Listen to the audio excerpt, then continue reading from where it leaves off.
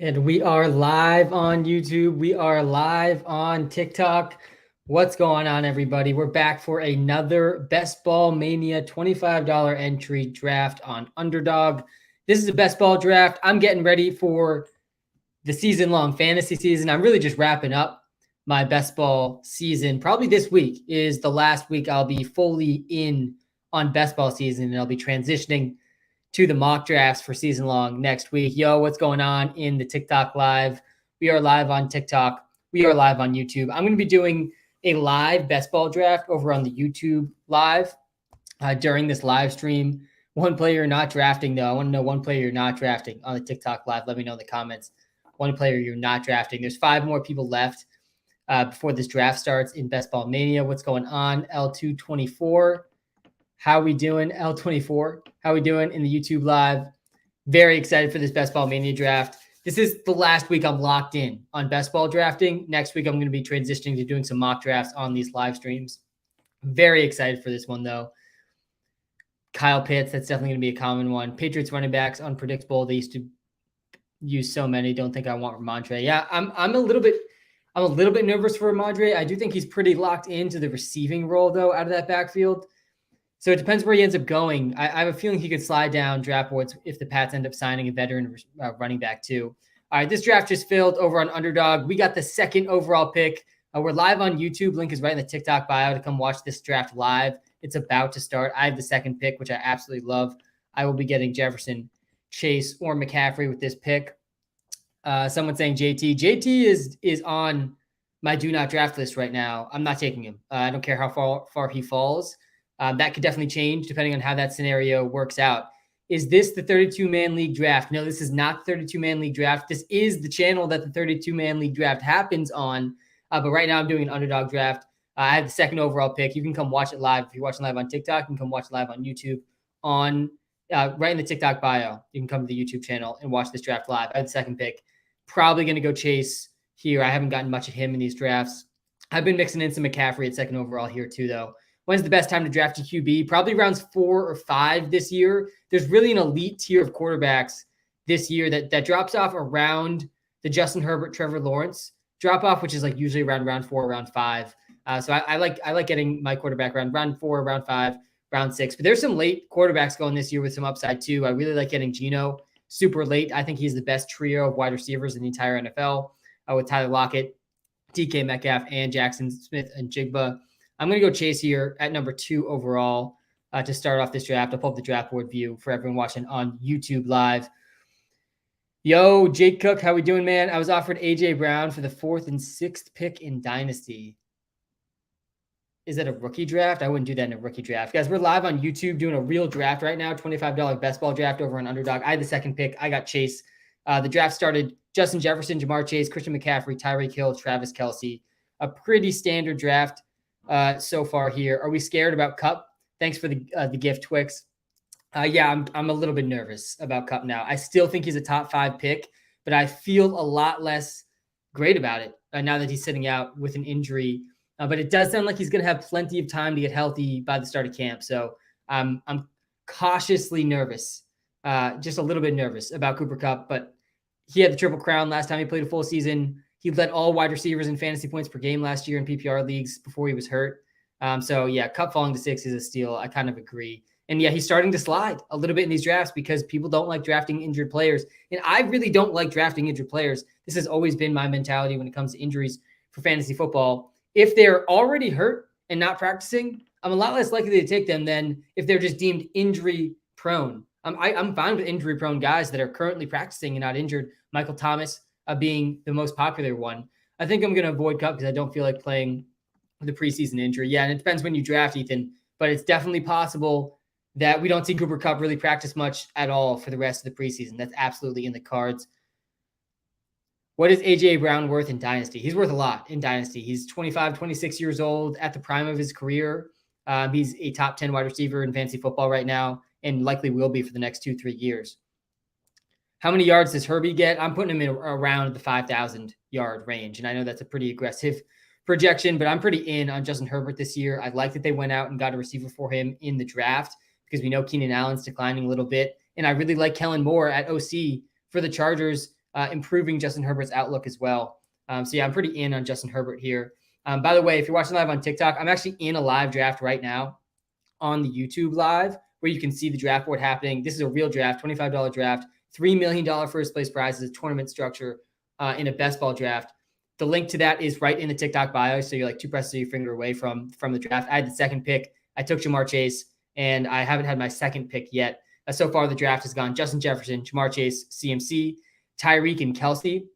Cooper Kupp slid to 6. People are getting a little nervous about the injury. He's supposedly going to be out about 2 to 3 weeks, but wouldn't shock me if we don't see him really play or practice much until the season starts. But it does sound like he should be good for week 1. Steph Diggs went 7. Eckler went 8. Bijan went 9. Jalen Waddle went 10. That's really early for Waddle. Nick Chubb went 11. A.J. Brown 12. Garrett Wilson 13. Devontae Adams 14. Andrews 15. Really like where this guy got CeeDee Lamb at 16. I don't really get Jalen Waddle over CeeDee Lamb. 10th pick in 10-man, who would you take back-to-back? Yeah, if it's a PPR league, I like getting at least one running back at that pick because you're not going to pick for so much longer. And the running backs do drop off pretty steep. So I'm looking at guys like Austin Eckler, Bijan, Nick Chubb, Saquon. I try to get at least one of those guys. And then at the wide receiver position, I really like getting Amon-Ra, CeeDee Lamb this year. Both guys just got picked in the mid-second round, early mid-second round of this draft. I'm doing on Underdog right now. Again, if you want to tune into that draft, come to the YouTube live and you can see it happening as picks are happening right now. I'm going to be up very soon here. Tony Pollard's almost for sure going to get snagged. Patrick Mahomes goes. I think I will try to take Jalen Hurts or Josh Allen with one of these 2 picks just because I really haven't gotten enough of them in these early best ball drafts that I've done. The running backs here are starting to get kind of sketchy. I trust Derrick Henry the most. Again, I'm not drafting Jonathan Taylor at all right now until the whole situation resolves itself. A really wild situation of just publicly bashing each other. Jonathan Taylor, Jim Irsay, the Colts organization, Jonathan Taylor, the Colts organization, Jonathan Taylor, just publicly on Twitter. Pretty wild stuff going on there. I kind of want to go Derrick Henry here. I think I'm going to do it. I don't think I've taken him very, very frequently. I have a lot of concerns about the offensive line. I'm actually going to go Devontae Smith. Is Ridley still there? Yeah, Ridley is still there too. I'm going to go Devontae Smith and try to get Jalen Hurts with this next pick. Start a little zero running back action here. What's the outlook for Javonte Williams this year? Yeah, so Javonte Williams had a really bad injury last year. It wasn't just an ACL. It was ACL, MCL, and I think there was LCL in there too. It was like one of the worst knee injuries you can get. But he's supposedly basically already at full speed in training camp. I'm a little skeptical that we're going to see Javonte Williams be what he was before the injury. But the Broncos offense absolutely should improve this year with Sean Payton in town. Significant, probably the most significant coaching upgrade of the offseason was Sean Payton going to the Denver Broncos. That should only help Javonte, but I do think Samaje Perine mixes in a lot. I think Perine might get those third downs as well. And this guy just snagged Jalen Hurts for me. I am still going to go. Oh, man, I kind of want to go Ridley now. I want Josh Allen too because I have not taken him very much. Chat, what do you think? Ridley or Josh Allen? Ridley or Josh Allen? This is my third pick. I'm going Josh Allen. I need to get some exposure to him. And we're going to try to get Gabe Davis later now. I like Gabe Davis way, way, way more this year with where he's going. Sam, how are we feeling about Deshaun Watson this year?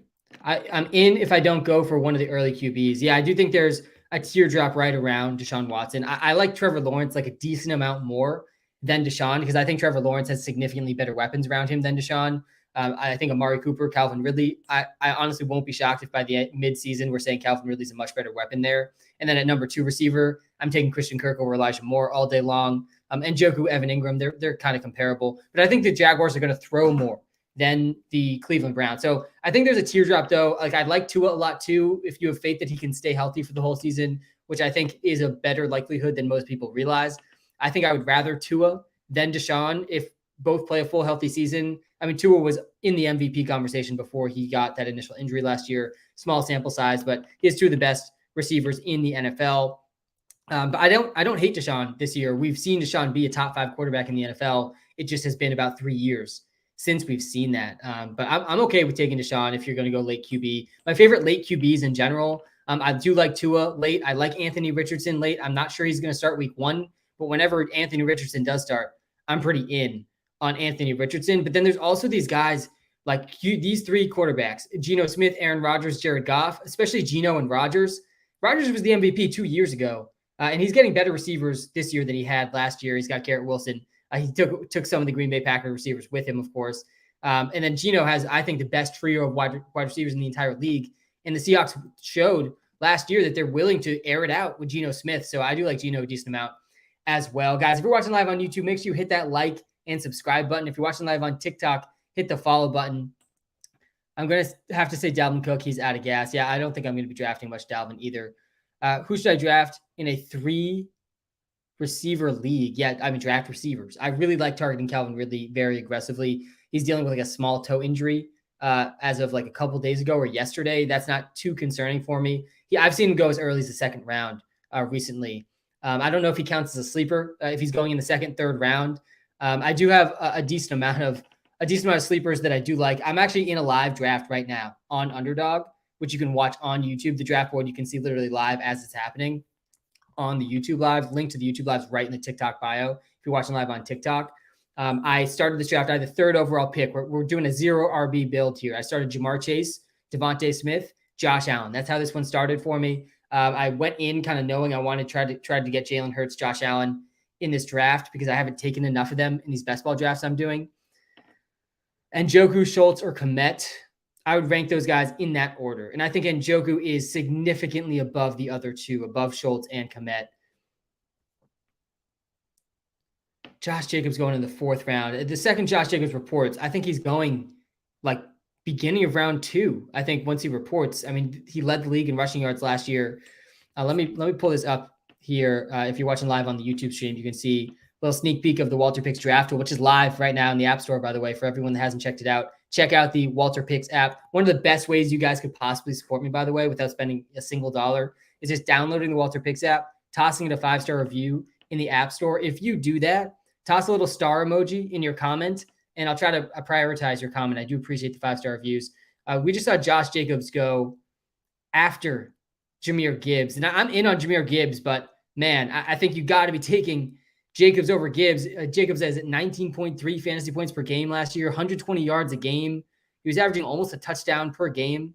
He played all 17 games. I mean, there's no wonder he's frustrated without getting paid here. His ceiling is RB3. He's got a really good floor too. Definitely a better floor here than Gibbs. But man, look at the ceiling for Jahmyr Gibbs here too. If you're watching live on YouTube in this live draft, RB4 ceiling in the WalterPicks app for Jahmyr Gibbs. And these ceilings and floors are calculated by simulating the season thousands of times. All right, we're back, about to be on the clock. And wow, it does not seem like a great draft to be going 0 RB. I'm seeing all wide receivers here at the top of the draft board. And I think we might have to just lean into this a little bit and continue to be aggressive with this 0 RB build. I don't hate going either of these guys. I might take one of them with this next pick unless Mike Williams falls to me here, because I really do like Mike Williams this year too. I like the reports that he's going to get more slot work this year. Again, I'm really in on Justin Herbert and Kellen Moore as that OC. Chase or Bijan in Dynasty. Oh God, I think you have to stick with Chase. I think the receivers just have a longer lifespan in the NFL than the running back. So I think I would lean Chase over Bijan in Dynasty, but it's definitely close. Oh man, Mike Williams is falling here. I do really need a running back, but I also do want to lean into this 0 RB build.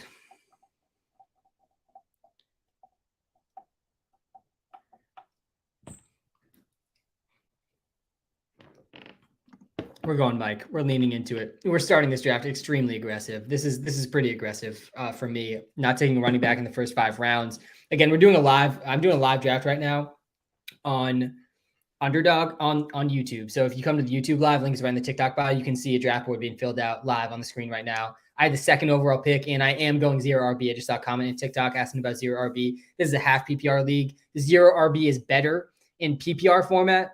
I also just generally think that the 0 running back strategy has more merit in a tournament, which is what I'm drafting in now. This is a tournament structure. So when I win this league, then I'm going to be playing against all the other people that won their underdog best ball leagues in this tournament.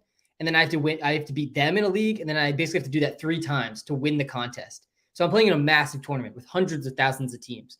And the zero running back strategy is a strategy that gains from disorder in the NFL. That's what anti-fragility means. That's where the strategy comes from. Anyways, you basically gain when your team gets better when running backs get injured and everyone else's teams get worse. That's the whole theory behind zero running back. It's a good strategy in a tournament structure because it really has a tremendous upside when things break right with injuries. You're really banking on a lot of running back injuries when you're going with the zero running back strategy. You're also banking on hitting the right mid to late round running backs that have upside. And the running backs you want to target when you have a zero running back build, you need running backs that catch passes and have a chance to grow into a 3-down role. Even if they don't have it already, they should be at least one injury away from being a workhorse back in the NFL. That's the zero running back approach. I do think the strategy has merit in all leagues, but especially PPR leagues, especially leagues with more wide receivers, more flex slots, and especially big tournaments or bigger leagues. Like I think the 32 Creator League, for example, that's a pretty large league. I think zero running back arguably has more merit there too.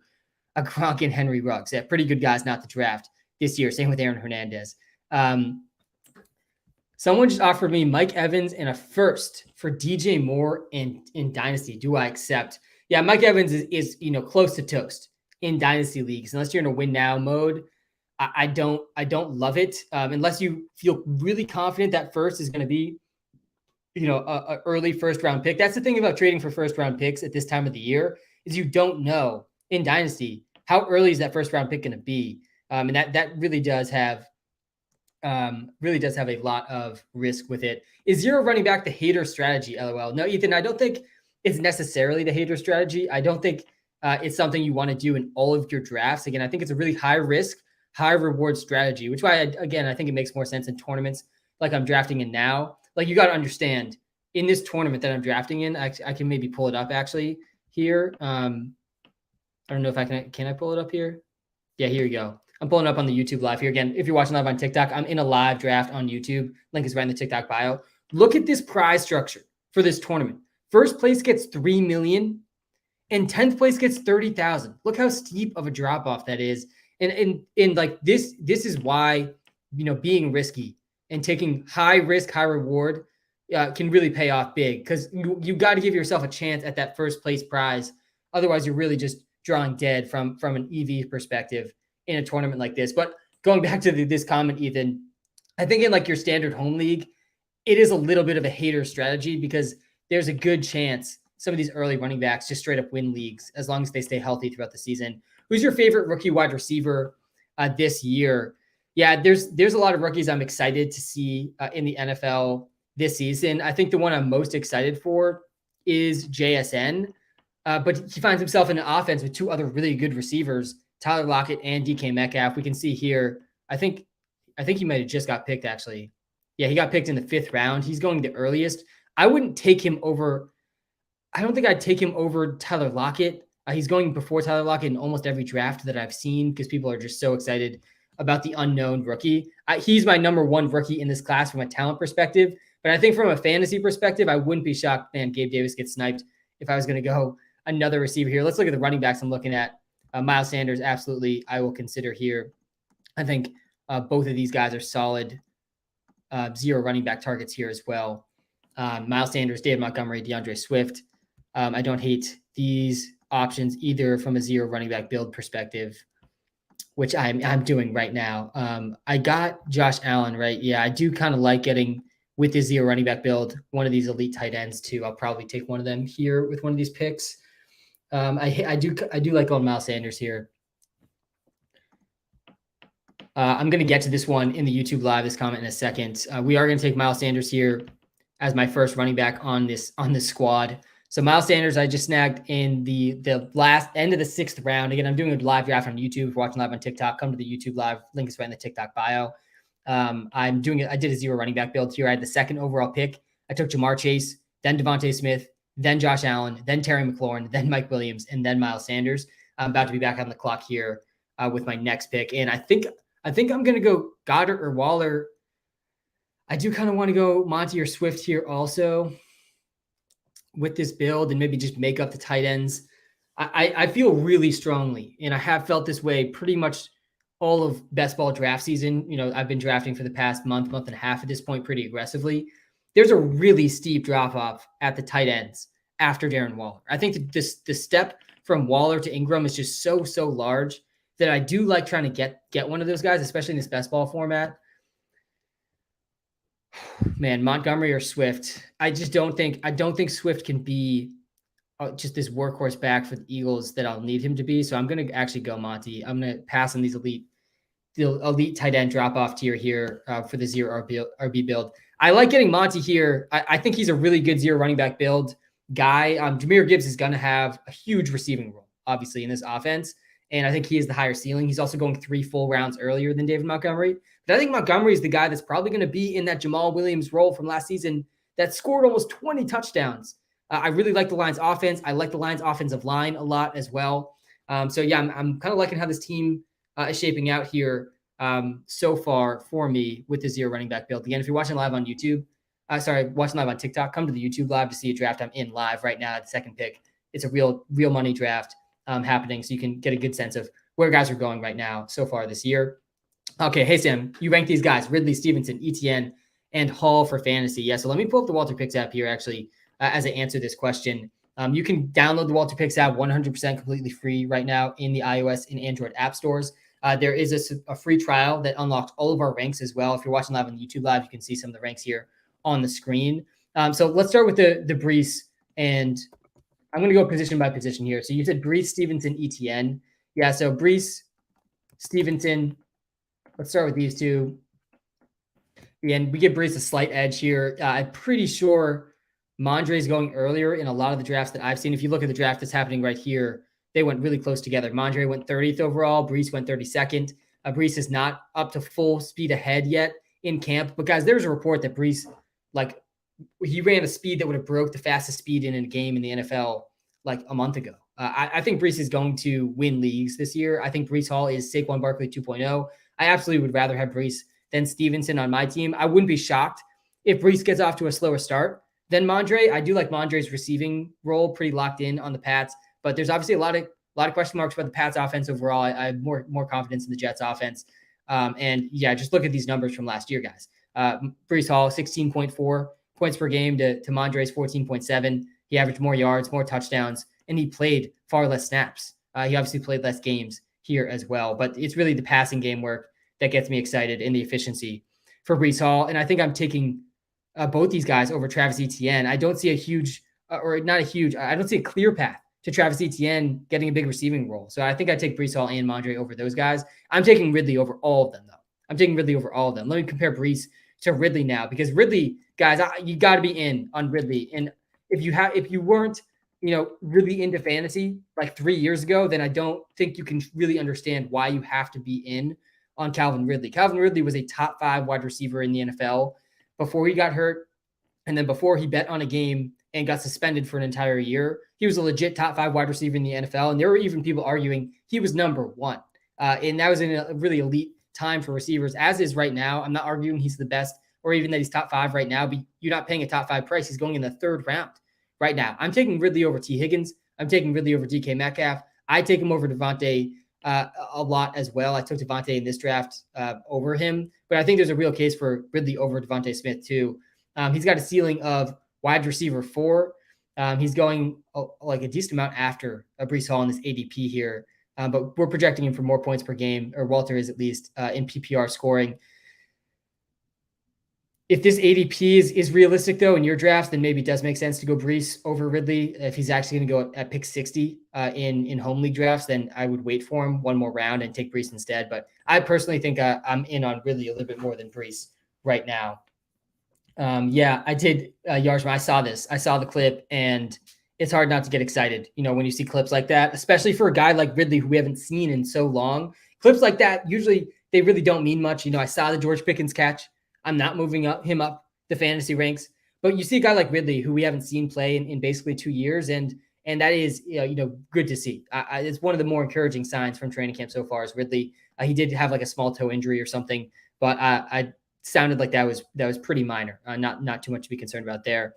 All right, we're about to be back on the clock here in this draft. Again, if you're watching live on TikTok, I'm live on YouTube doing a live best ball draft right now. Link is right in the TikTok bio if you want to watch it as it unfolds. Colts just signed Amari Rodgers a couple seconds ago.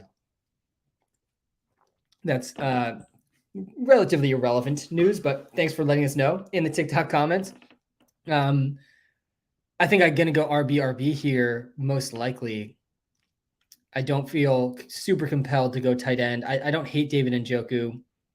I have been taking a lot of Michael Thomas, probably an unhealthy amount, guys, of Michael Thomas. I just can't help myself. I am going to go Antonio Gibson here with this pick. I like him a lot in 0 RB builds too, because he catches passes. Again, I want guys that can catch passes. I think Miles Sanders can get to 50 catches this year. I think David Montgomery will catch passes. And I think if Jahmyr Gibbs goes down, Montgomery's all of a sudden a league winner. And then same thing with Antonio Gibson. He's supposedly going to be in this J.D. McKissic role this year. So he's going to be playing on third downs. He's going to be catching passes.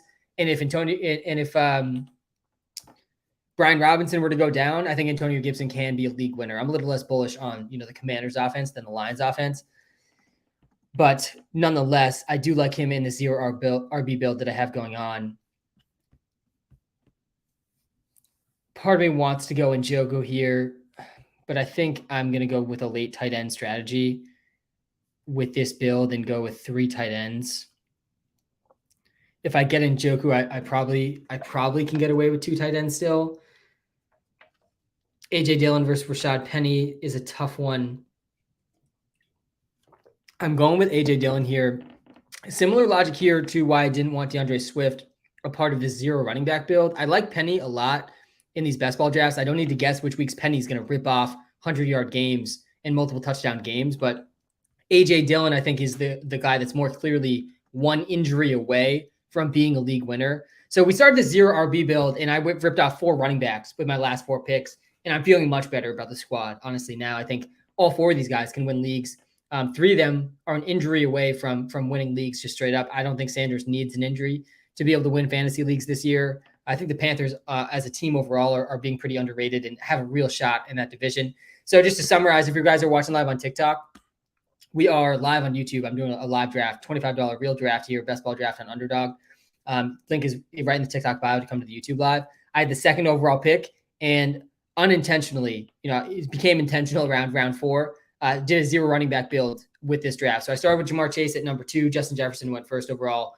McCaffrey ended up going 3. I considered McCaffrey at 2. Honestly, might have been a good hero RB build if I started with him. Anyways, I went Jamar Chase at 2, Devontae Smith with my 2nd round pick, then Josh Allen by 3rd round pick, Terry McLaurin at round 4, Mike Williams round 5, Miles Sanders round 6, David Montgomery round 7, Antonio Gibson round 8, AJ Dillon round 9. And all of a sudden the 0 running back build no longer has 0 running backs. I got 4 running backs straight here in the mid rounds. This is the dreaded dead zone for the fantasy football running back world. But I think all 4 of these guys can catch passes and have a decent upside, or at least are 1 injury away from really dramatic upside. How many fantasy leagues do you have, and how many do you think is reasonable to have? Yeah, I get this question all the time. So first of all, I'm in way too many best ball leagues, but I'll ignore those for a second because all you do in best ball leagues is the draft. So you have no in-season management. It's part of the reason I like doing the best ball drafts, is like a batting practice for drafting for my season-long leagues. But I think your question was really about how many season-long leagues am I in?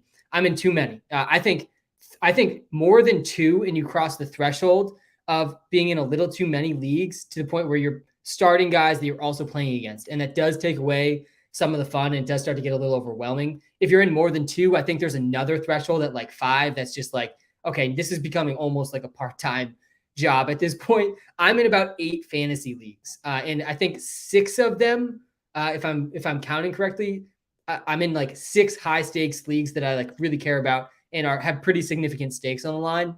Whether those stakes are, I'm playing with my friends that I've had for life, and I just super competitive league. There's not necessarily that much money on the line, to like some significant money on the line, to also some significant last place punishments on the line. Let me switch back to the draft board view here for the YouTube live. So I'm in 6 high stakes fantasy leagues, and then another like 2 kind of free money leagues that are, competitive, but just not nearly as important to me as those other 6. And again, I think more than 2 fantasy leagues, and you cross the threshold of now you are starting and playing against the same players, and that can be a lot to kind of think through like what am I actually rooting for here on a given Sunday.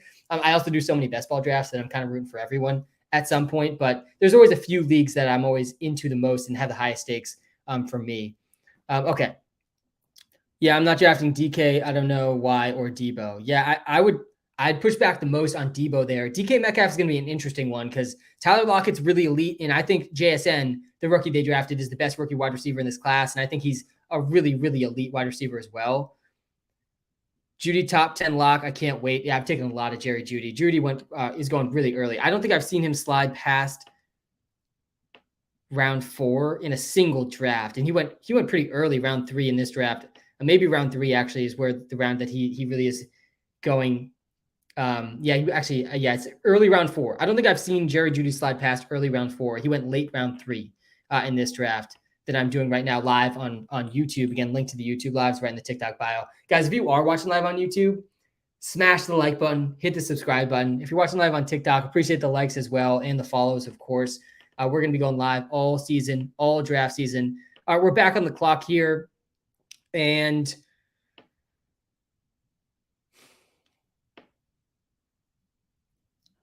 I think I'm going to go Dolch. I think I kind of want to go Kincaid, actually. I'm going to go Dolch first. We're going Dolch. Get my first tight end here. I do like Dolch as a high upside middle round, round 10 now. I'd argue this is more late round. Man, Muth went 1 pick before, though. That makes me feel way, way worse about the Dolch pick. I'm going to wait, I think, on tight end now. I kind of do like getting McKinnon. I don't hate either of these guys too. Let me look up the Bills schedule again really quickly to see who they play week 17. They play the Pats. I knew that. I kind of want to go McKinnon here and just have those running backs set. I think that's what I'm going to do. I'm going McKinnon here. I do, again, I want running backs that catch passes and win fantasy leagues. And that's exactly what Jerick McKinnon did last season. Let's pull up these game logs in the WalterPicks app for Jerick McKinnon last season. Just let's refresh our memory here, guys, in the YouTube live. Again, if you're watching live on TikTok, come to the YouTube live. YouTube live it's a little bit better of a viewing experience because I'm on my computer and I can share my computer screen. So you can see, first of all, you can see a live draft happening now that I'm in, which I got a really interesting team going on here. But you also can see other things on my computer right now. I'm pulling up the WalterPicks app on my computer, and I'm gonna pull up Jerick McKinnon in his game logs from last season. Let's just zoom in on this for a second, YouTube live, because look at these game logs for Jerick McKinnon last season. So he's playing like 30 to 50% of the snaps every week throughout basically the entire season. He doesn't have a single game where he finished as a top 15 running back, and then the fantasy football playoffs come around and he ranks 19-7. 4 straight weeks inside the top 20, 3 top 10 finishes. And the reason, guys, look at this receiving profile for Jerick McKinnon last season. The targets down the stretch, he was getting so many targets, not just targets though, guys, red zone targets. Look at all these receiving touchdowns he had down the stretch. I do expect the Chiefs to use him like this again. And again, this is a best ball format. I don't need to guess which weeks these weeks are going to come. As long as he has some reception touchdowns, multiple TDs in the same game, I think he's going to be worth this price I just paid in this best ball draft. And the fact that he has the chance to finish as the number 1 overall running back in this format is huge. So I do like McKinnon late in best ball. I still don't think I'm going to be taking him at all in season-long leagues because, I mean, good luck guessing which weeks Jerick McKinnon is about to pop off. That's why I was telling people to bench Jerick McKinnon all playoffs last year. That definitely backfired for sure. I'm in a league where we can trade draft picks. I have the 2 pick in a 12-man PPR. Do I trade down? I do like the 2 pick a lot, honestly. The second overall pick, you're locking in either Justin Jefferson or Jamar Chase. Both these guys are so tremendously safe. If you come to the YouTube live again, let me pull up the game logs here for these top 2 guys. They're absolutely incredible. I mean, just look at the consistency here. Look at all this green. For Justin Jefferson, he's not only one of the most reliable players week to week, he has such a high ceiling. He's finishing as the number 1 receiver 1, 2, 3, 4 times. If you include top 3, he finishes a top 3 wide receiver on a weekly basis. I think 7 times, 8 times if you go to the top 4. I mean, he doesn't have bad weeks. So you're getting him, or you're going with Jamar Chase, who has a very similar type of game log from last year. He did miss a 5-week stretch in the middle of the season, but guys, he didn't really have bad games when he played. He had a bad month at the start of the season here. It looks bad, I guess, but really, his floor, he didn't go under 10 points a single game. So I think locking in Jefferson and Chase is a pretty strong move. It depends what you're trading down for, though. I do like the leagues where you can trade picks, because if you can trade down well enough, it can still be a good move. I'm not touching Cam Akers with a 10-foot pole. Cam Akers is a really interesting guy this year for fantasy. He closed the season so well last year, but he also started the season so bad, and it seemed like the Rams wanted nothing to do with him for a pretty long stretch there. Definitely feels like a high risk, high reward pick this year. I want to draft Swift again, but I might stay away from him this year. He burned me 2 years in a row. Yeah, Swift is a guy that is really tough in the season-long leagues, because I don't think he's going to be super predictable on a week-to-week basis. It sounds like he's going to have a big receiving role, but I don't know if it's going to be consistent enough to trust him in your starting lineup every week this fantasy season. All right, how do Pollard and Chubb compare? Yeah, these two guys are two running backs I have been drafting pretty aggressively this year, and they compare pretty well. I think, yeah, they're back-to-back here in the rankings in the WalterPicks app. I would probably take them both over Josh Jacobs right now, just because of the holdout concerns with Jacobs. This is how they compare right now in the WalterPicks draft tool. Chubb just has a slight edge from a floor perspective, but both guys have a chance to finish first overall. So I do like that a lot. Sorry if you can hear the dogs barking here behind me. I'm about to be back on the clock. And we definitely are set at running back and quarterback. So we're looking at the receivers and tight ends. Probably going to go receiver here. Darnell Mooney's starting to slip a little bit in these drafts. One of the guys I've been really liking in these best ball drafts late here is DJ Chark, who I'll probably get with this pick. And yeah, Darnell Mooney gets picked. We're going to take DJ Chark as our 5th receiver. Went a while without taking a receiver there.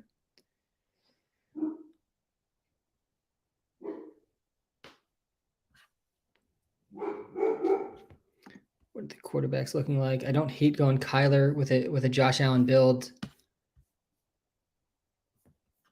Is there any stacks that I'm missing here? Not really. I do like taking Kyler with Josh Allen too. I don't really need to, though.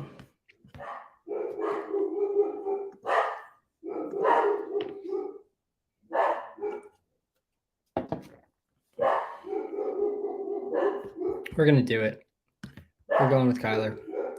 I have Josh Allen on this team, so I have plenty of time for Kyler to come back and get to full health.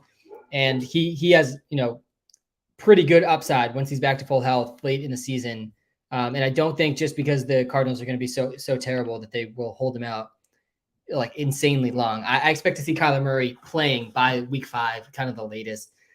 Antonio Brown. Thoughts on Chris Godwin at flex? Yeah, I like him. I like him at flex. I got Terry and AJ Dillon. Trade away 24 and 25 first round pick. I get Terry and AJ Dillon, trade away 24 and 25 first round pick. I don't think I would do that. No. I don't think you can trade it. Like you're saying, each of those guys basically is worth a first round pick. I'm not sure either of them is worth a first round pick, especially, again, it depends how early those picks end up being. Dalton Kincaid is better than everyone. Don't sleep on John Mechie. I'm not sleeping on John Mechie, and I agree with that. And I actually might try to get him in this best ball draft I'm doing. He's going so late in these drafts. He's getting absolutely slept on because people don't know who he is. People don't know who John Mechie is. So let me tell you guys who John Mechie is, because I'm really excited for him to debut in the NFL. And what an incredible story John Mechie has been. He got taken in the early second round in last year's NFL draft. Usually these are guys taken, early second round. People get pretty excited about them from a fantasy perspective. And then he got diagnosed, I think it was with cancer before last season. And so he had to miss the whole NFL season. He beat the cancer, and now he's back. He's participating in training camp. And from reports out of Houston, he's been the best route runner at Houston's training camp. He is maybe the most talented wide receiver that the Houston Texans have. I still think I have some faith and some belief in Nico Collins' ability to separate in the NFL, but I think John Mechie brings something to the table. He's a different size, though. He's a little bit smaller than a Nico Collins, 190 pounds, less than 6 feet tall, but he was really elite, and he went to Alabama, and that's why he was taken in the second round of the draft last year. So yeah, I'm excited for John Mechie. He had a 1,000-yard season at Alabama his last year there. He played with some really elite wide receivers when he was there too. He was on the Henry Ruggs team, but they had several other, elite receivers there. Deontay or Juju? We're going Deontay, for sure. Eckler. Yeah, I'm taking Deontay, and Juju's just going so late. I'm willing to take Deontay though, still in fantasy drafts for sure. We got 5 picks left in this draft. I'm doing live on Underdog on the YouTube live right now. If you're watching live on TikTok, you can come to the YouTube live. A link is right in the TikTok bio. In a keeper league, I have Saquon, Jay Jettas, Olave, and Kenneth Walker. Wow, that team hopefully won the league last year. I can keep a rookie for a second round pick along with 2 keepers. Who you like? I can keep a rookie for a second round pick. None of those guys are rookies, so I'm not exactly sure what you mean. But if you're choosing between, you got to keep these first 2 guys. You got to keep Saquon and Justin Jefferson over these other 2. These are all good options. But if Olave and Kenneth Walker is the rookie, you mean rookie from last season, I think you got to keep Olave over Kenneth. I think Kenneth's ceiling is really high, but Olave's floor is much higher than Kenneth's. Kenneth already dealing with an injury. Seahawks went out and drafted running back in the second round this year. I don't think Kenneth has a clear path to much receiving work. I'm bullish on the Seahawks offense overall because I think it's going to be really elite with those 3 receivers. But you got to keep these first 3 guys: Justin Jefferson, Saquon, and then Olave, I think. And if you look at just this draft I'm doing now, let me go back to the draft I'm doing now. This is not it. Wait. Oh no, we got to find it. I'm in a bunch of slow drafts. You guys can see I'm looking for Best Ball Mania. Here it is. If you look at the draft I'm doing now, look where Olave went in this draft. He went mid-second round. Look where Saquon went. And then obviously look where Justin Jefferson went. Then look where Kenneth Walker went in this draft. Kenneth Walker still looking. He went in the 6th round.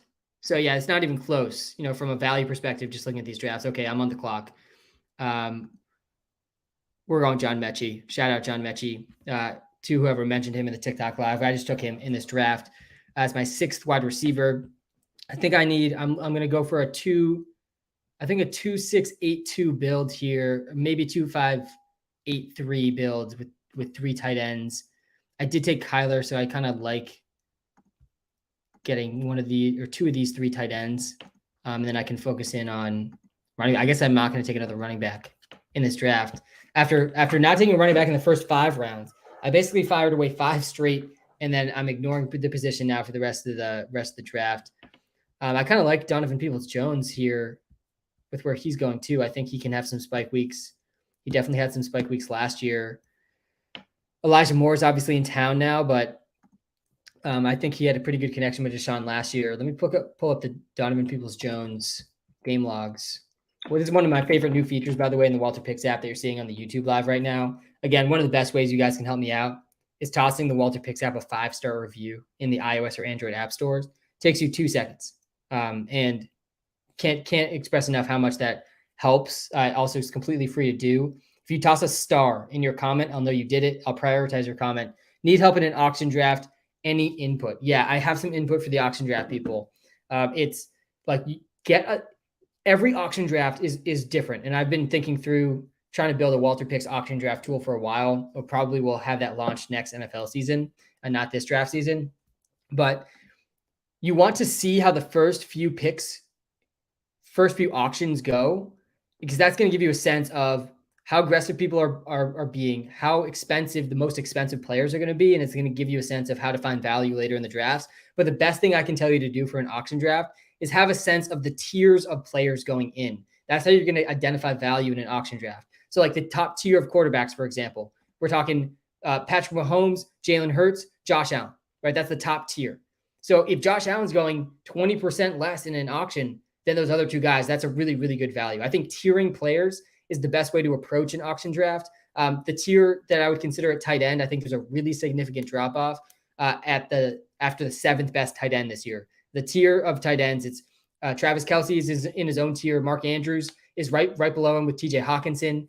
And then we got George Kittle and Kyle Pitts, and then Darren Waller and Dallas Goedert. And then there's like a huge drop-off, in my opinion. I like getting that Dallas Goedert, Evan Ingram tier. Sorry, Dallas Goedert, Dallas Goedert, and Darren Waller tier. Like, I like targeting the end of tiers in auction drafts because I think you can get crazy value there.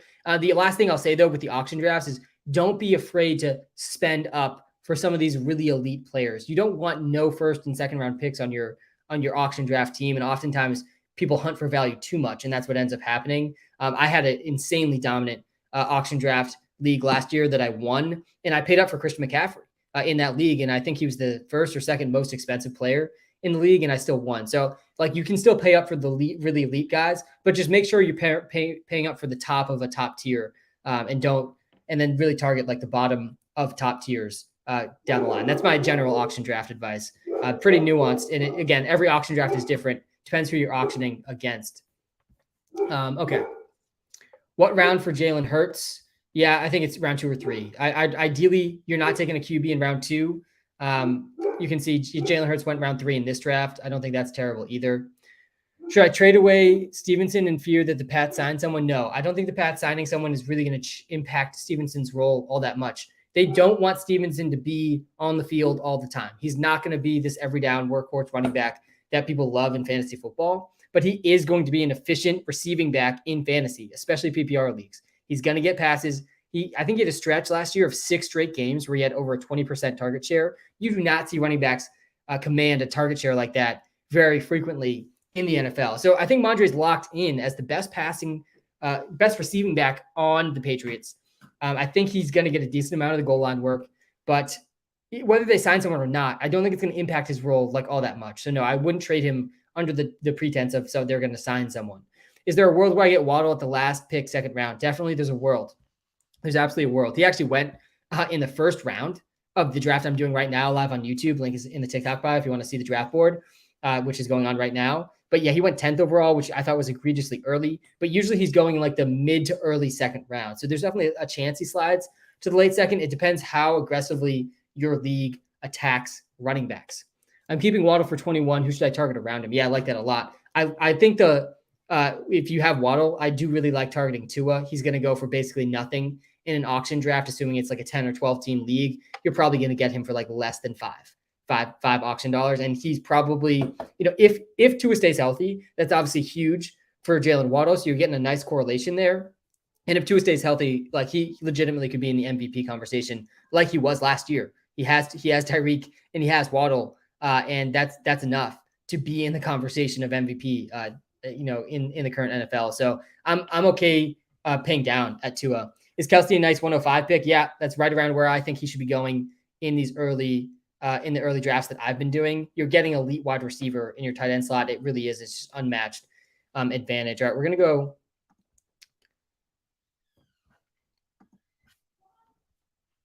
I kind of want to go Justin Ross here.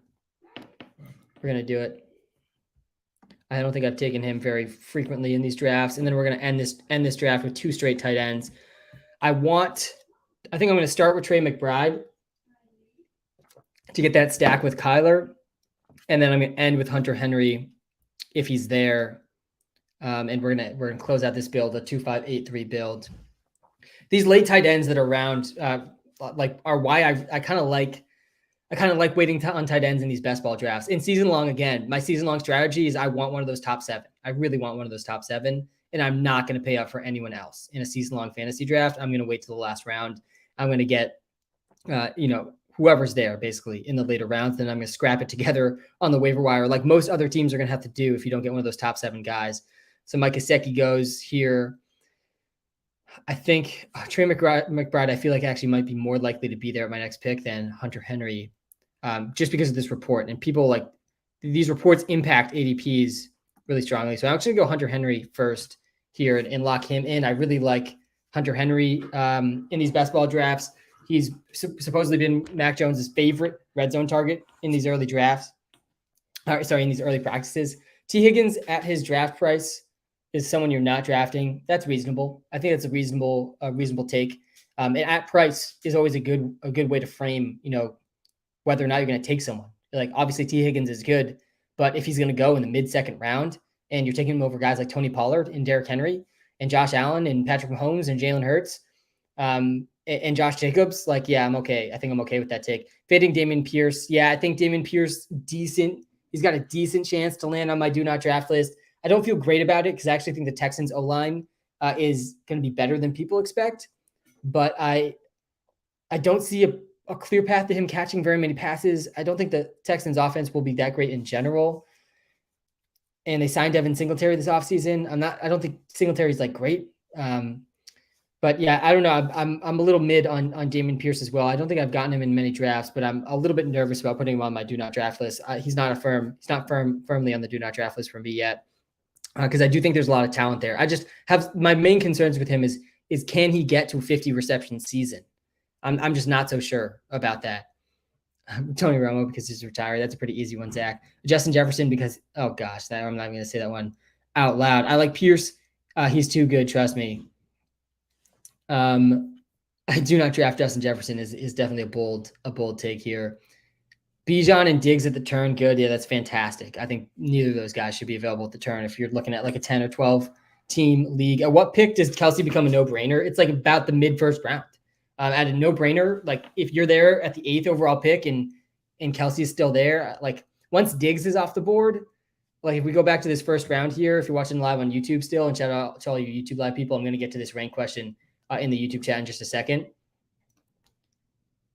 Once Cooper Kupp, Stephon Diggs, Tyreek Hill, Jamar Chase, Justin Jefferson, Christian McCaffrey, and Eckler are all off the board, Kelsey, like he's an auto pick. You got to take him at that point.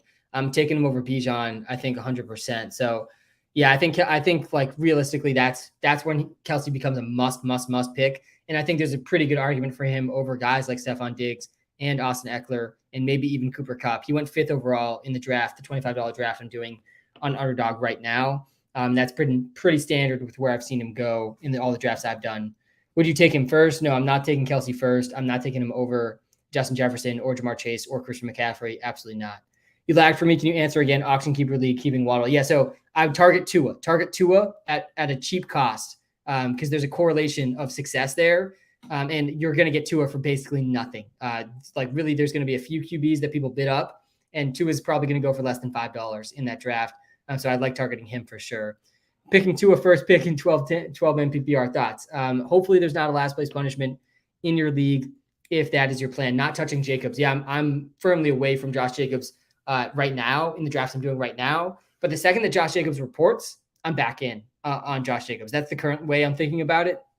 I am worried, though, that just missing all this training camp time will negatively impact Jacobs overall. But you look at that depth chart, you look at Jacobs last season, and it's hard to not like Jacobs, once the holdout concerns are gone. But as long as those holdout concerns are there, I'm firmly avoiding him as well. I see a TikTok comment about, is Anthony Richardson worth the risk?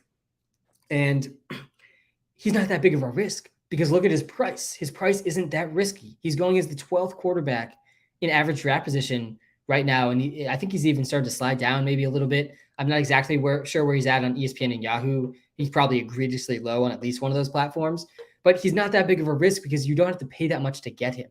And the reward is a top 3 rushing QB in the NFL.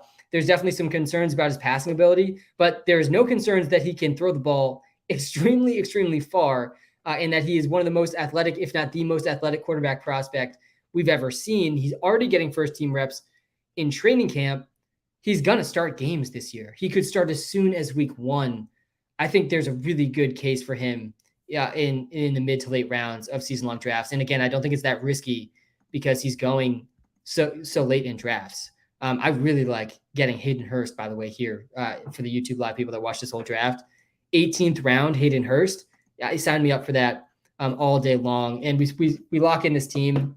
I kind of like how this team turned out. I'm not going to lie. I don't do very many zero running back builds. I'm much more of a hero running back strategy type of guy. Wow, this team next to me is absolute trash here with 4 tight ends. I hope I get in more drafts with this guy. Anyways, I had the 2nd overall pick in this draft. I ended up with Jamar Chase, Devontae Smith, Josh Allen, Terry McLaurin, Mike Williams. I did not draft a running back in the first 5 rounds. Then I ripped off 4 straight with Miles Sanders, David Montgomery, Antonio Gibson, A.J. Dillon. I followed it up with Greg Dulcich as my first tight end, then Jerick McKinnon as my last running back. And then down the stretch here, I went DJ Chark, Kyler Murray, John Mechie, Donovan Peoples-Jones, Justin Ross, and then 2 tight ends to wrap it up with Hunter Henry and Hayden Hurst. All right, let me get to this question in the YouTube live. Hey, Sam, Aaron Jones, Najee Harris, Mixon, could you rank them for fantasy? Yeah, and by the way, guys, the WalterPicks draft tool is out, and you can get the rankings in the draft tool for 100% free. Everyone gets a 7-day free trial. But then on top of that, you can also look at the game logs, advanced game log stats, air yards, route percentage, stats like that, all in our game logs just by tapping on a player's photo in the draft tool. That's 100% free without even the 7-day free trial. And you can compare players' last year's stats. And you can compare all players' projected points custom to your league settings for free too in the WalterPicks draft tool. That's a free app on the iOS and Android app store. Link to that is in my TikTok bio, also in the YouTube description. If you're watching live on YouTube, we are about to do another best ball draft on this live stream, so don't go anywhere if you're watching live on YouTube. But let me get to this question first. Hey, Sam, Aaron Jones, Najee Harris, Mixon. Yeah, could you rank them for fantasy? Yeah, so I think that all these guys are going, around each other. Let's just peek at this draft really quickly. We saw, I think Joe Mixon, Najee Harris, Joe Mixon went back-to-back here, and then Aaron Jones went a full 2 rounds later. And I actually think, I actually like Aaron. I think I would go Joe Mixon. I think I'd go Joe Mixon first. I feel like Joe Mixon and Najee are really similar. Both guys were pretty inefficient last year. Let's compare these guys in the draft tool here on screen. Let me pull this up full screen for everybody. We're gonna go Joe Mixon and Najee Harris here to start. I feel like these guys were really similar last year from an efficiency standpoint. We look at their yards per carry, like a pretty gross 3.9 yards per carry for Joe Mixon, a pretty gross 3.8 yards per carry for Najee Harris. Not very many big plays from these guys last year. They need the volume. Hey, Sam, where's your math at? Sean, don't worry about it, man. It's coming back. I'm wearing the good fortune hat. I'm easing in to a phase of my life where I understand math is not quite just enough. It's obviously a lot. It's going to get you a lot of the way there if you have a mathematical range of outcomes perspective on things, but you need some good fortune as well. So I got my good fortune hat on today. Najee had the edge on yards per game. Najee had the edge on carries per game. But then you look at the Bengals. The Bengals let Samaje Perine walk this offseason and basically added nobody. So I feel like Mixon's going to get around another 65%, 70% snap share, and I feel better about the Bengals offense than the Steelers offense. Joe Mixon, 16 points per game to 13.2 for Najee. And our projections, the WalterPicks app projections agree. Ceiling and floor better for Joe Mixon. So now who's the other guy in this question? It was Aaron Jones. Let's pull up now Aaron Jones here and compare him to Joe Mixon. Again, this is the stuff you can do in the WalterPicks app draft tool. And Aaron Jones a little bit behind Joe Mixon as well. This is PPR scoring. So pretty close. I think Aaron Jones, to me, is a better pick than Najee as well, especially with the cost that they're going at. And I just think Jaylen Warren's going to be pretty involved. And for Najee Harris, just feels like he needs to score so many touchdowns to return value at his cost right now. So that's kind of my thoughts on those 3 guys. But they're all ranked pretty close together. All right, we're going to hop in one more draft here on this live stream. I'm joining right now. We got 5 people left to join. This is a $25 best ball draft on Underdog. Again, I've been grinding best ball drafts for like over a month now. You are bugging if his average ADP is 2. I don't know what that is pertaining to. What do you think about Bijan round 1 and Gibbs round 3? I don't hate that at all. Is it good to take Gibbs if I already take Amon-Ra earlier? I don't love stacking running backs and receivers together, but I like both those guys this year just in general. So I don't necessarily hate it. I'm here now, Yarjma. Appreciate that. We are about to start a live draft on YouTube. The link to the YouTube live is right in the TikTok bio. And the YouTube live, it's a little bit better of a live experience. You can see the draft board in this draft I'm doing live. So I don't have to just talk through it like I do in the TikTok live. Don't worry, I'm not going anywhere TikTok live. I will talk through the draft if you want to stick on TikTok.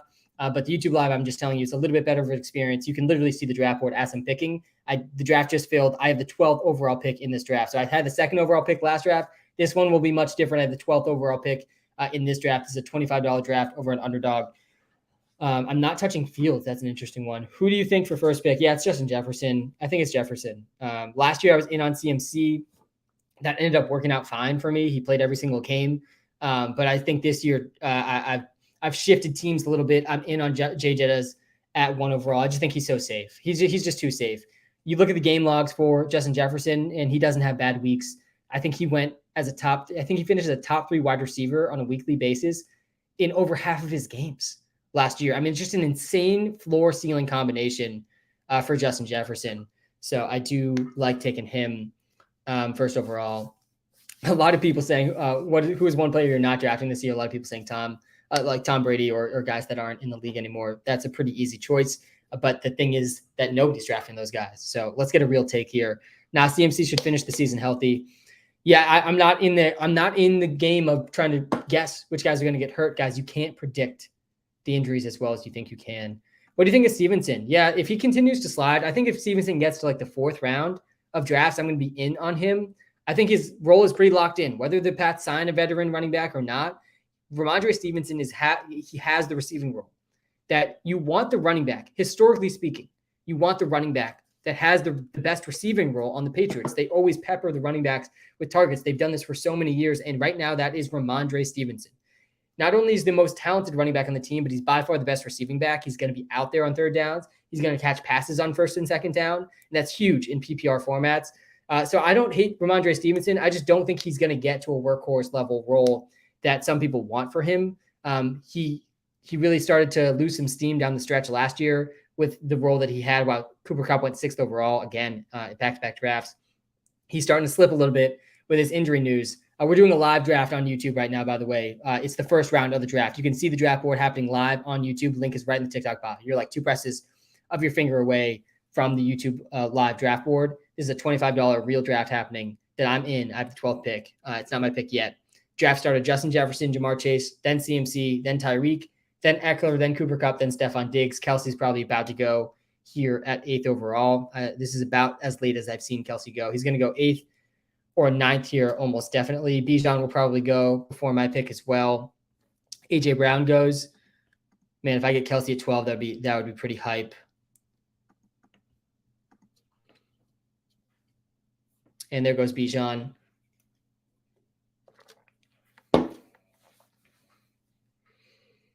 Kelsey's still. There's no way Kelsey slides though. He's going one of these 2 picks for sure. 100%. Kelsey's about to go. I gotta reverse jinx this. Amon-Ra goes. Come on, one more. Oh God, he gets sniped. Of course, it's the latest I've seen Kelsey go in a single draft. Okay, we're gonna take CeeDee Lamb here for sure, and I think.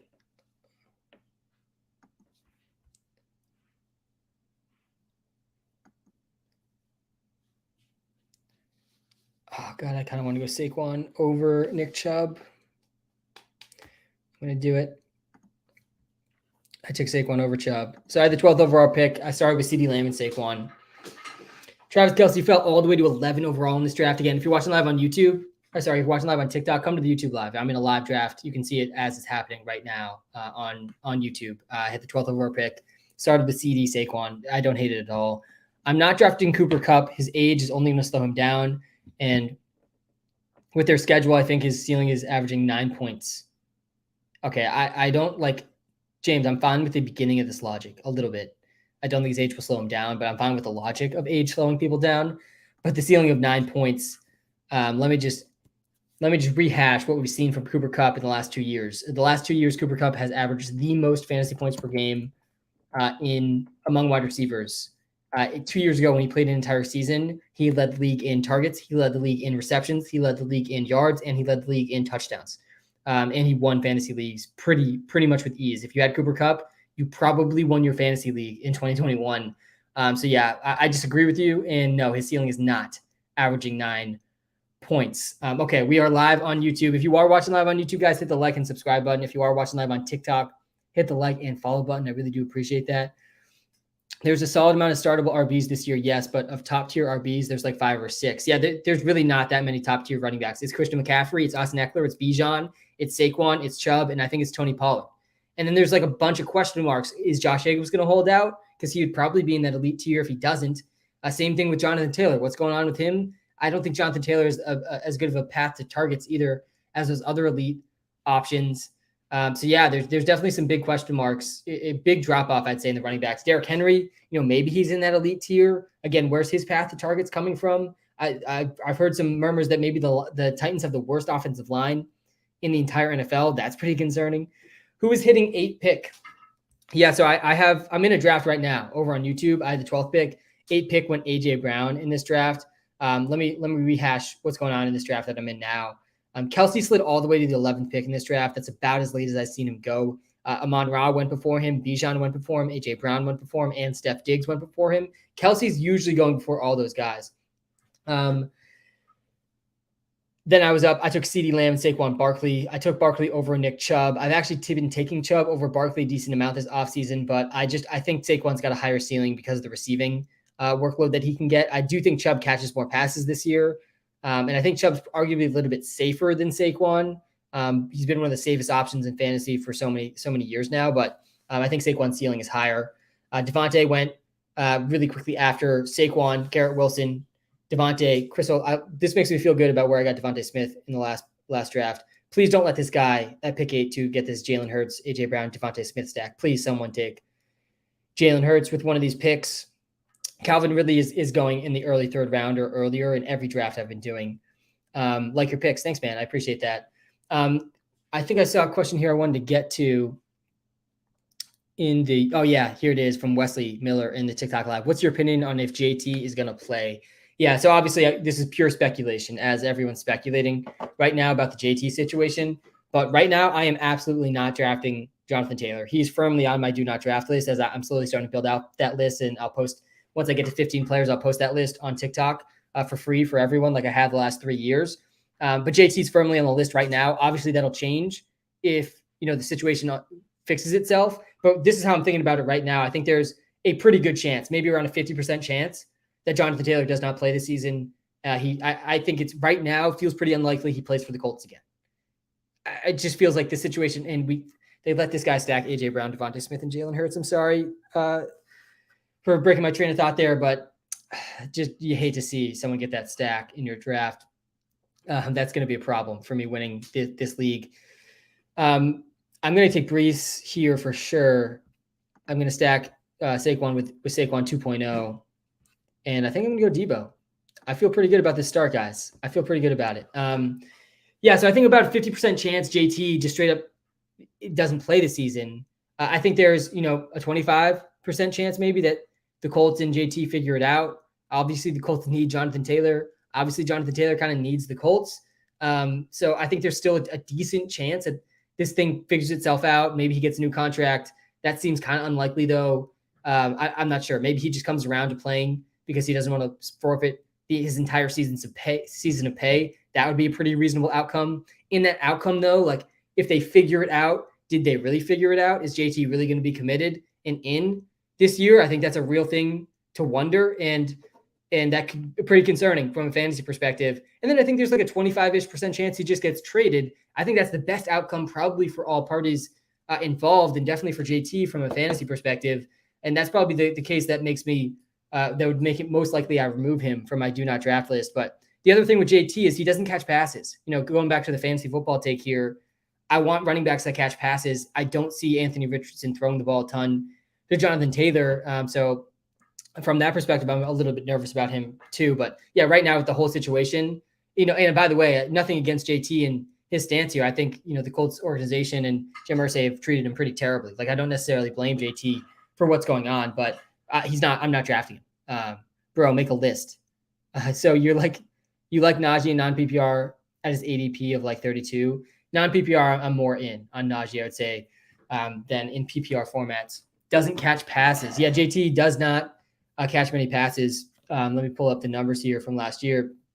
He was actually more involved in the receiving game last year, but still nothing crazy. His target share ranked 17th among running backs. He only had a 10% target share, and that was like a pretty big bump, I'm pretty sure, from the year prior. He was around 10%.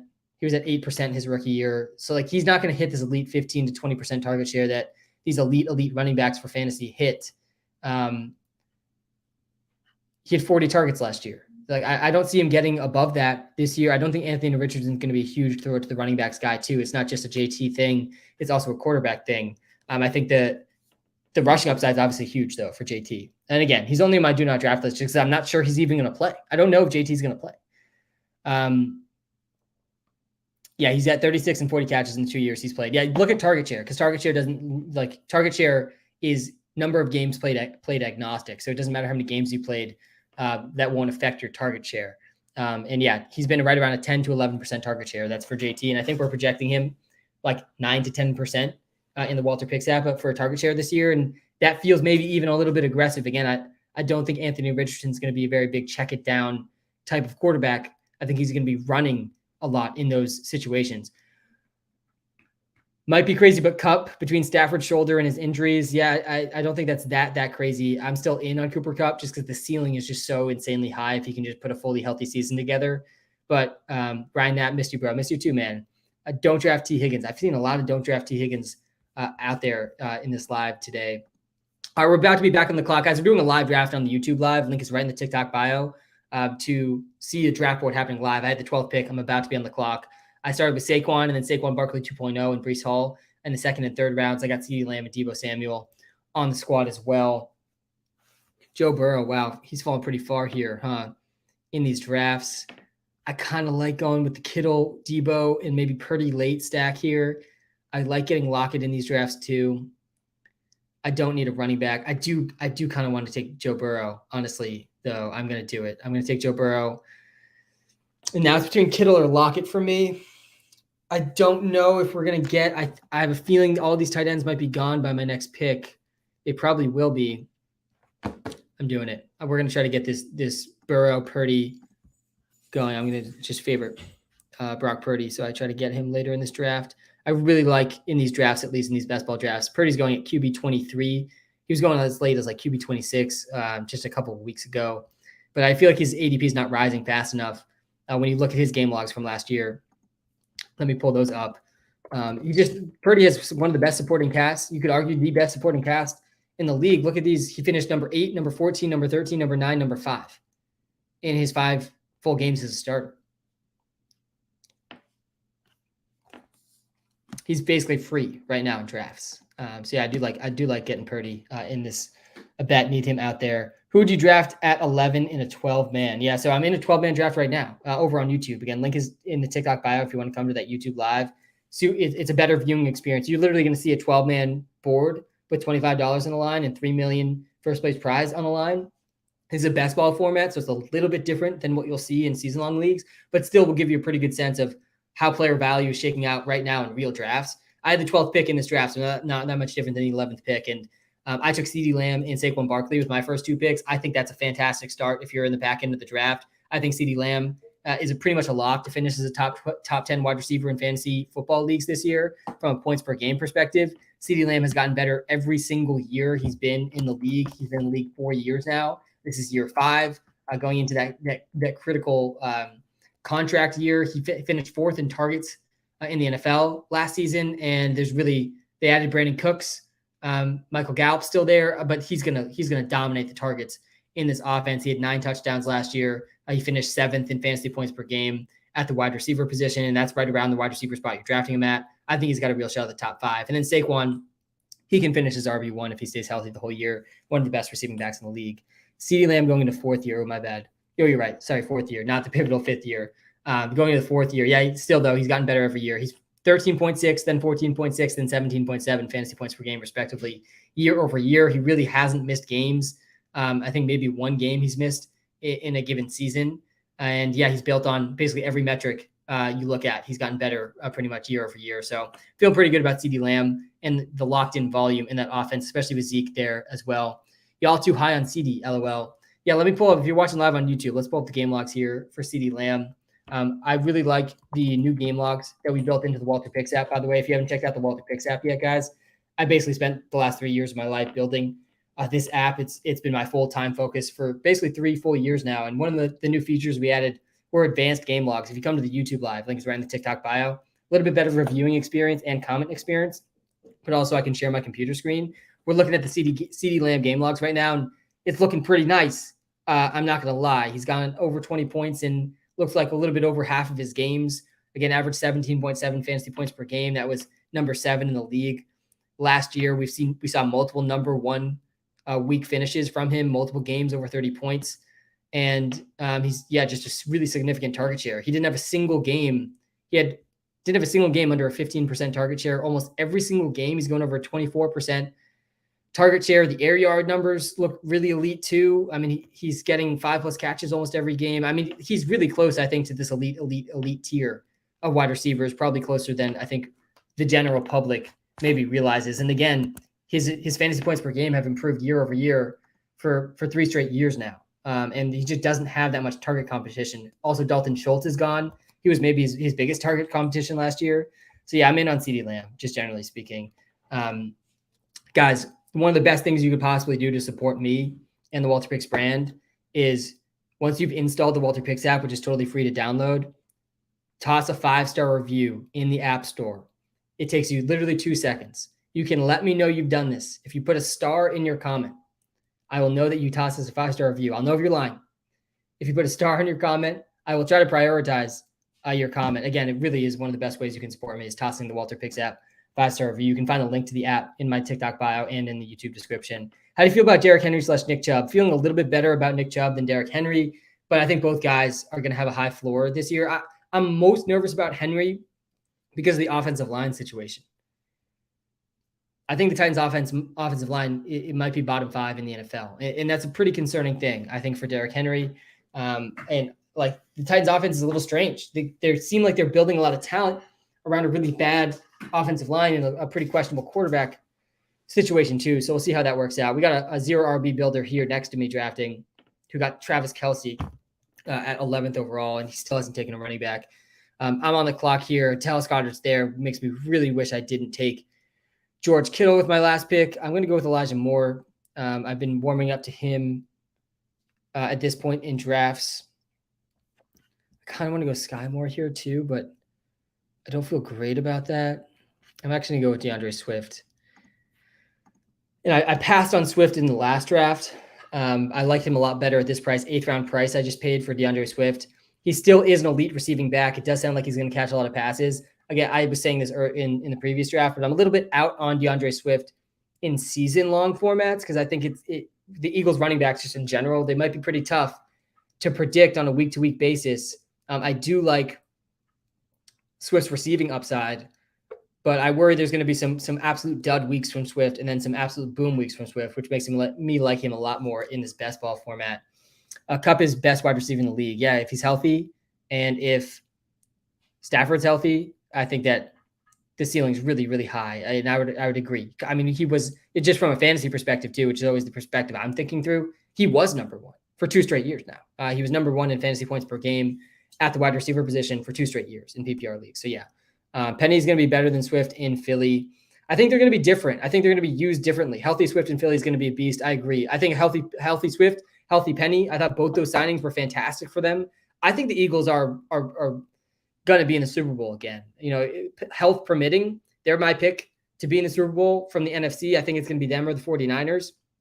But man, the Eagles are looking like an absolutely stacked team going into this year. They basically lost nobody. They added the entire Georgia defensive line, and then they also got 2 extremely hyper-efficient, talented running backs who don't need to be in workhorse roles in their offenses. I think both guys will have huge fantasy weeks.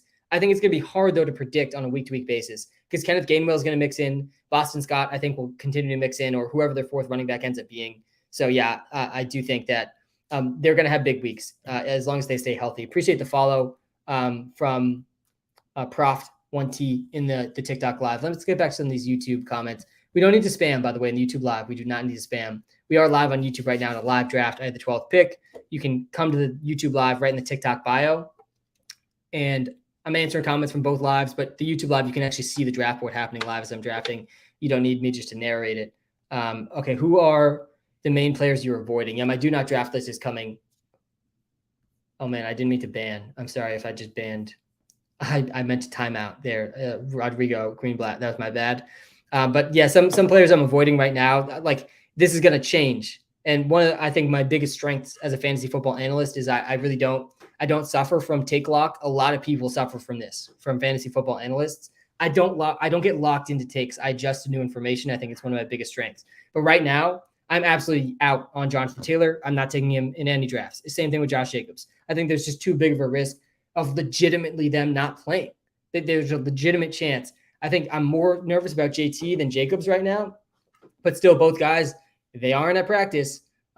Training camp's happening. They are not there, and they're not feeling great towards their organizations. So until that changes, I'm not taking either of those guys. Both guys, obviously, really elite running backs, really elite fantasy options when they're playing. I will never draft Michael Thomas again. Yeah, I'm in on Michael Thomas this year as my post hype sleeper this year. But he's just going so late because so many people have that mentality. He's going like round 8, round 9. You're getting him as like your 4th receiver, 5th receiver in these drafts. And I like that a lot. I like getting him as my 4th or 5th receiver. I think Michael Thomas, this is the healthiest he's been at this time of year, basically 3 years. Oh, nice, Ben. Thank you. What Boston Scott versus the Giants this year? Yeah, every time the Eagles play the Giants, you need Boston Scott in the lineup for sure. All right, we are about to be back on the clock here. And I want the Joe Burrow, Tyler Boyd stack. Wow, this guy just took his first running back. We are in round 9, about to be in round 10. Samaje Perine was his first running back. We will see how that plays out for him. Definitely a bold strategy, Cotton, with that one. I refuse to take Kadarius Toney too. He's absolutely on the do not draft list, and he's not moving off of that list. I think I'm going to go Nico. With this one. I kind of want to take A-Chain.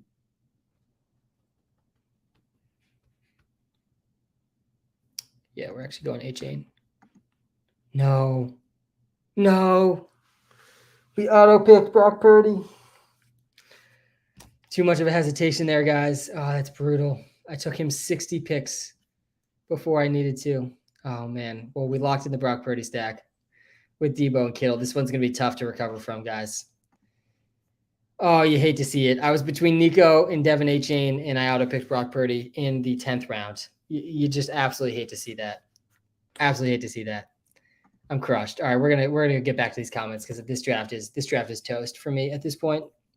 Okay, you think Jahmyr Gibbs can be an RB1? Yeah, 100%. Jahmyr Gibbs can be an RB1. Guys, who are some of your favorite sleepers this year in non-PPR? Yes, let me pull up. I hate non-PPR formats, but let me pull up some different backgrounds here in the YouTube live. I think there was a question here about one of these guys, maybe. I think people are really sleeping on Calvin Ridley. His ADP, I think this ADP is from Sleeper here. I mean, if this ADP sticks, if you're watching live on TikTok, Ridley's just going to straight up win fantasy leagues this year. Ridley, for those of you that weren't playing fantasy football 3 years ago, Ridley was a top 5 fantasy football wide receiver 3 years ago. And there was arguments that he was even better than that at the time. And now he's arguably, it's been a while. He basically hasn't played in 2 years. Anyone in a Patriots uniform, that's pretty facts. But it's basically been 2 years, but guys, he looks good in training camp. That's really all I needed to see to have belief that Ridley could be a top 5 wide receiver this year. And I still think Garrett Wilson is a better pick than Ridley. Wilson's though he's going in like the late 1st round. Ridley's going in like the mid 4th or early 5th round at this ADP right now. I think that's absolutely insane. I'm taking Ridley early 3rd. I'm taking Ridley. I want Ridley. I don't think he counts as a sleeper because he's going early enough, but I think Ridley has that league winning upside in the 3rd, 4th round that you're getting him right now. I think Trevor Lawrence is arguably the best quarterback Ridley's ever played with, guys. He played with Matt Ryan. Matt Ryan was a compiler. Matt Ryan was good. I mean, a lot of Matt Ryan stands out there think he should be in the Hall of Fame because he played a really long time. But I think Trevor Lawrence is better, than the Matt Ryan that Calvin Ridley was playing with. So, yeah, I'm pretty in on Calvin Ridley this year, and you can just see it in this comparison. Again, this is a guy going in round 1, a guy going in round 3. If you're watching live on TikTok here, and again, this is a screenshot from the WalterPicks app. If you're watching live on TikTok, Ayuk is a better wide receiver than Debo. There's definitely an argument there. Let's compare these guys on the YouTube live. Let's pull up Ayuk and Debo because their numbers from last year are definitely really interesting to look at. And I think they are probably closer than most people realize. I think they're, much different players. Like Debo is this insane after the catch receiver, while I think Ayuk is a little bit better of a route runner. Would not shock me to see Ayuk outscore Debo in fantasy this year, but Debo is for sure still the better option, but he's going significantly earlier than Ayuk. Ayuk had more fantasy points per game last year, less yards, but he played more snaps. He played more games. He had more touchdowns than Debo Samuel. He dominated him in almost all these receiving categories. He dominated him in air yards. That one's not surprising. The target share, though, tips to Debo a little bit. And Debo had a down year last year as well, whereas Ayuk, ascended and really took another step forward last year. I think a lot of people are expecting Debo to rebound to what he was the year before, which was this insane, hyper efficient season for him. But yeah, there's a real argument here. I mean, just look at these numbers. If you're watching live on YouTube, again, if you're watching live on TikTok, come to the YouTube live. Link is right in the TikTok bio. You can see I'm comparing Ayuk and Debo here, as well as there's a draft going on in the background that I've kind of already conceded on because I auto-picked Brock Purdy in the 10th round by complete accident. But at least we stacked Purdy with Debo and Kittle with that auto pick. There was a reason he was favorited in that list. I've done that way too many times. That's definitely going to hurt my best ball advance rate this year. But at least the guy drafting next to me, his two running backs that he's taken is Samaje Perine and Zach Charbonnet, and we are in the 11th round. So I'm feeling decent against him. Wow, A-Chain's still there. That would be full. He's definitely going to get sniped. Here we go. I don't know how he just lasted those full 2 rounds there. We definitely don't need any more quarterbacks. That's for sure. I'm not taking a tight end either. We're looking at running backs and receivers here. I do like Galen McKinnon again. I like Jalen Warren as well. He gets sniped. We're going to take McKinnon, and we're going Rondale as well. I've been taking a lot of Rondale Moore, guys. You look back at Rondale Moore's game logs too, and you wonder why he's going so late in these drafts. Obviously, Kyler is going to not be out there week 1, but there's a real fantasy relevant stretch here for Rondale Moore last year. He had 3 straight finishes as a top 16 wide receiver, week 8, week 9, week 10. And then he missed, most of the season with injury. He didn't play the first 3 weeks, and then he missed from week 11 on. He finished his last game with -1 points. You hate to see that. But look at these target numbers. He in a 6-week stretch of health, really the only 6-week stretch of health we saw from Rondale Moore last year. This is his rookie season, I believe, in 2021. He had at least 8 targets in, what is this, 2, 3, 4, 5 out of his 6 games in this 6-week stretch.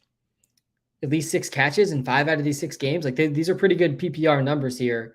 I'm getting him. I think I just took him in what round are we in here? We're in round 12. I'm taking Rondale Moore.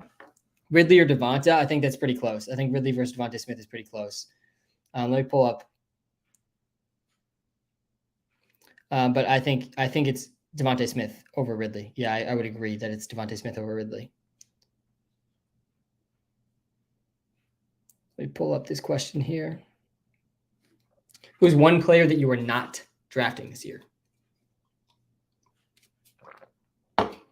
I'm taking Adams over Garrett Wilson. I am. And most people are doing the opposite. Most people are taking Garrett Wilson over Adams. It's so tough for me because I want to be in on Garrett Wilson. He's one of the ascending young players in the NFL. Devontae is an aging veteran receiver, but we haven't seen Devontae have a bad fantasy season in it feels like a decade. And that's probably not quite accurate, but it's been a long time. And yeah, Walter agrees with me. We're comparing these two on the YouTube live right now. Not drafting JT because that situation is crazy. Yeah, JT's firmly on the do not draft list for me right now, 1,000%. That'll change, if the situation rectifies itself, but we'll see if and when that happens. But I mean, look at these numbers, guys, from last year. I mean, it's really not even close with Devontae Adams versus Garrett Wilson. Adams is just crushing Garrett Wilson. He had 7 more points per game than Garrett Wilson last year. He had 24 more yards per game than Garrett Wilson last year. He had 0.6 more touchdowns per game, over half a touchdown more per game than Garrett Wilson last year. Obviously, Wilson's getting a huge QB upgrade. I'm not saying Wilson can't outscore Devontae Adams this year. Absolutely, that's possible. But I feel like people are really, really too low on Devontae Adams. He feels like just such a high floor guy. His floor right now in the WalterPicks app is wide receiver 13. He's basically a locked-in wide receiver 1, regardless of QB situation. We've seen it year in, year out for Devontae Adams. Derek Carr, he played with Stidham a decent amount last year too, and we saw no real drop-off in Devontae Adams' game. Just so consistent. I mean, guys, look at all this green from Devontae Adams. I do think this was the Stidham weeks, so maybe this is a little bit concerning if there is some QB issues. And I think this is really just people being concerned about the Raiders offense and not necessarily Devontae Adams. But yeah, he's just too consistent for me to pass on for Garrett Wilson. What's an ideal team build for you from the 101 in a 12-team PPR league with 2 wide receivers? Yeah, if there's 2 wide receivers, 2 running backs in a flex, I think that's a much more compelling case to go CMC first overall, but I still think you go Jay Jettas. And then hopefully, with your next pick, you're looking at guys like Tony Pollard, depending on what the situation is at the time of your draft. Josh Jacobs, I think, is good to target. I also think targeting one of those top 3 QBs is fine with those next picks at the 101. What is T-Law's ceiling? Yeah, so if you come to the WalterPicks app, I'll show you his ceiling from Walter, who is an AI algorithm I helped build that simulates the season 10,000 times and gives us a ceiling and floor outcome for every player. That's a free app to download in the iOS and Android app store. You can find that in my bio. But let's compare T-Law and Deshaun Watson. And both these guys have a ceiling of QB3. He could finish as the 3rd best quarterback. I think that's a pretty realistic ceiling for him. We're on the clock. We gotta get locked in here. No more auto picks. We have Joe Burrow, Brock Purdy. We're going to go with another John Mechie pick here. And I think I kind of want to go receiver again. I don't want Roschon Johnson. I actually want some stabs at Deontay Foreman, though. So we're going to go with him and take our 5th running back. Taking him just right around ADP. I think Roschon Johnson, yeah, he's dealing with some type of injury, undisclosed injury. Why are injuries undisclosed? Disclose what the injury is, please. But it's definitely still concerning for a rookie running back missing time with injury in training camp. Don't want to overreact either this early in preseason. Thoughts on Geno? I'm really excited about Geno from a late round QB perspective. I don't think there's a better starting 3 wide receivers in the NFL than the Seattle Seahawks have. DK Metcalf, Tyler Lockett, and Jackson Smith-Njigba. I think that's a fantastic, arguably the number 1 trio of wide receivers in the NFL. So I feel good about Geno for that reason. And we already saw the Seahawks are willing to let Geno throw the ball just in insane amount of times. So yeah, I kind of like him as a late round QB option. Best sleeper tight end. Yeah, I think Hunter Henry is a really good sleeper tight end. He's going undrafted in season-long drafts. He's going in the last round 18 of the best ball drafts I've been doing. He's been my most drafted tight end. So many positive reports out of training camp for Hunter Henry with the Patriots. I also think Trey McBride is a guy I like late when Kyler Murray returns. I think Trey McBride will maintain the tight end 1 in Arizona, even when Zach Ertz eventually returns. I think Irv Smith is another guy I've talked about in some videos. He's the tight end 1 for the Cincinnati Bengals right now. And I think he can be this year's Evan Ingram, a guy that people were always excited about. He has that size-adjusted athleticism that gets you excited when you wake up in the morning, but he just hasn't put it together at the NFL level. But now he finds himself on a new team, a better team, and the best quarterback that he's ever played with. A pretty big leap going from Kirk Cousins to Joe Burrow, I would argue. And I think he's going to be pretty clearly the tight end 1 for the Bengals, this elite offense. So I don't hate Irv Smith either, but all of these sleeper tight ends, none of them are going to be trustworthy on a week-to-week basis. But I think they can give us some spike weeks at least. Thoughts on Alexander Madison? Yeah, I'm hoping, and it sounds like the injury he picked up was pretty minor. I've been drafting Alexander Madison all offseason. I think that I'm not with these people that think Madison is just not good, not talented. I think that he is definitely good enough to produce fantasy value in the 4th, 5th, 6th rounds of drafts where he's going now. The Vikings offense is going to be good. They're going to score a lot of points, and Madison can and will catch passes. And the backfield behind him is really nothing. Dwayne McBride, Ty Chandler, I'm not worried about either of these guys eating significantly into Madison's workload as long as he can stay healthy. I'm taking Saquon over Derrick Henry 100%. 100%. All right. We're going to be back on the clock. We got 4 picks left here. Let me get to some of the YouTube live comments here as well. Wilson versus Amon-Ra versus Olave. Yeah, I'd go Amon-Ra, then Wilson, then Olave. That's how I'd rank those 3 right now. What are your thoughts on 3 wide receiver leagues in redraft? Yeah, just prioritize receivers a little bit more. This is why the WalterPicks app draft tool is really unmatched in the industry because we adjust for your league settings. So like if you're in the WalterPicks app and you're a 3 wide receiver league, the app knows that. And it's going to adjust to your league settings for your draft research and for the live draft insights that happen during your draft with League Sync. So yeah, if you're in a 3 wide receiver league in redraft, you should be taking a receiver at least 1 in the first 2 rounds and at least 2 in the first 4 rounds. Okay. Irv Smith got sniped here from me in this draft. We're back on the clock. I have been warming up to a decent amount of Paris Campbell. I've been known to draft Paris Campbell in the past as well. I think, we're only going to take 2 tight ends. So this is going to be a 2-6-8-2 build.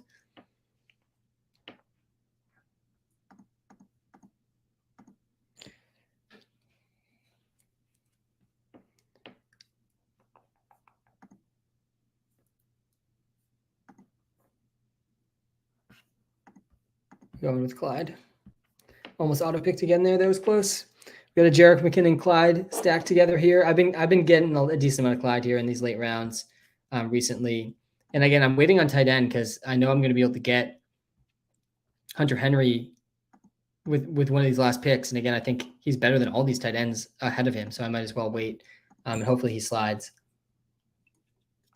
Talking through a live draft I'm doing on YouTube right now. George Pickens, don't trust him. George Pickens is a guy that I don't see myself drafting much of this year. And I think he's going to go early and earlier as he continues to have these highlight reel catches in practice. But guys, you don't get bonus points for highlight reel catches in fantasy football. You get points for receptions and touchdowns and yards. And Deontay Johnson is going to beat George Pickens in likely all those numbers this year. And the Steelers are reportedly going to be extremely run heavy. And there's a lot of question marks with Kenny Pickett. So you're looking at the number 2 receiving option in an offense that's going to be extremely run heavy with a questionable quarterback. There you go. I think we got a story right there for George Pickens on the do not draft list. Skeptical Calvin Ridley with Kirk there too. Yeah, I'm not with you on that one. I'm not skeptical about Calvin Ridley.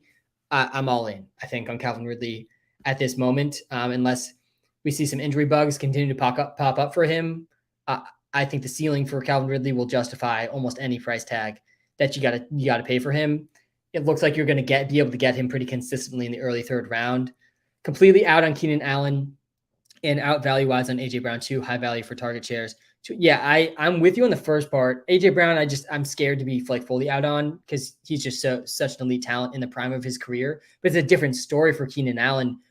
Keenan Allen just so clearly past his prime. We've seen the dip in efficiency already occur, and he's only 1 year older now. They drafted a talented after the catch receiver this year, and he dealt with a lot of hamstring injuries last year. Like I'm pretty out, I think, on Keenan Allen too. And it's tough because I love Keenan Allen. He's been a beast in PPR fantasy leagues for so long. He did finish number 11 in fantasy points per game last year, but he only played 10 games.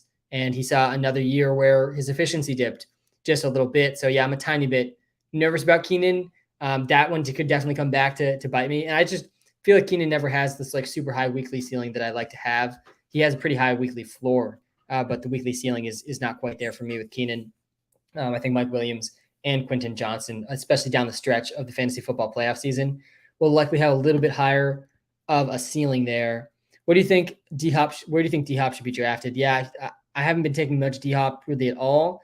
I think he should probably go in let's see where he went in this draft I'm doing right now. My gut says like round 5, round 6, and I think he went round 4 actually in this draft. Yeah, that's why I'm not getting him. Like, yeah, he went 1 pick before Drake London. He went a couple picks after Terry McLaurin.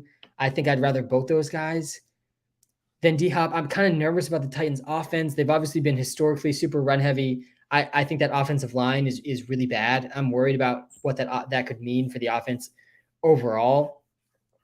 So yeah, I'm kind of out a little bit on Hop, but we know the target share is going to be there. It always has been there for his entire career. He looked fine down the stretch last year too when he came back. So a little bit of a mid take there for me with D-Hop, but I'm not in like very deep with D-Hop. Yo, I did a trade in Dynasty. I gave up DJ Moore for Godwin, James Cook, and a 3rd. I like it.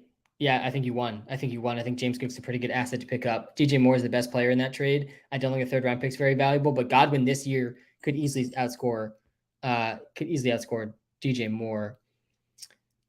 I think I'm going to go Hayden Hurst actually over Hunter Henry here, just because I have taken Hunter Henry a lot in these drafts. And then to wrap it up, I do kind of like Chase Claypool. I don't think I've taken enough of him. Some positive reports from him out of Chicago's camp. And there you have it, guys, on the YouTube Live, wrapping up this draft. From the 12 spot, I mean, this Brock Purdy pick, it really did kill me. I think it definitely killed my positivity towards this draft. I think I wrapped it up okay. 2.5, 2.682 build, two QBs. Let me just cycle through. I had the 12th overall pick in this draft, $25 draft over on Underdog. Started with CeeDee Lamb and Saquon, followed it up with Breece Hall and Deebo Samuel. Then went Joe Burrow, George Kittle. And so when I took George Kittle, I already had Deebo. So I was like, I got to get this Brock Purdy, George Kittle, Deebo Samuel stack. So I favorited Brock Purdy in that moment and just tucked that note away for a few picks. Then I went Elijah Moore, DeAndre Swift, then Tyler Boyd, who I stacked with Joe Burrow. And then I was deciding between Devin Achane and Nico Collins with my next pick. I was going back and forth, and I timed out. And when you time out on Underdog, it gives you the highest ADP player unless you favorited someone. And I happen to favor Brock Purdy. So I took Brock Purdy in the 10th, where I probably could have got him in the 15th round. And then I went Jerick McKinnon, Rondell Moore, John Mechie, Deontay Foreman, Paris Campbell, Clyde Edwards-Helaire in round 16, Hayden Hurst and Chase Claypool to wrap it up. Decent squad. We'll see what they can do. I had Joe Burrow anyways. The QB situation, will probably be fine as long as he's healthy. And I got an elite tight end. I got some elite running backs. This team at least has some hope. It would be pretty funny if I picked Brock Purdy this early and still ended up winning Best Ball Mania with this one. That's my time on the YouTube live, guys. I'm going to go like another 5-10 minutes on the TikTok live. Thank you, everyone, for tuning in. Time is the most valuable thing we have. Thanks for spending some with me today. Good luck.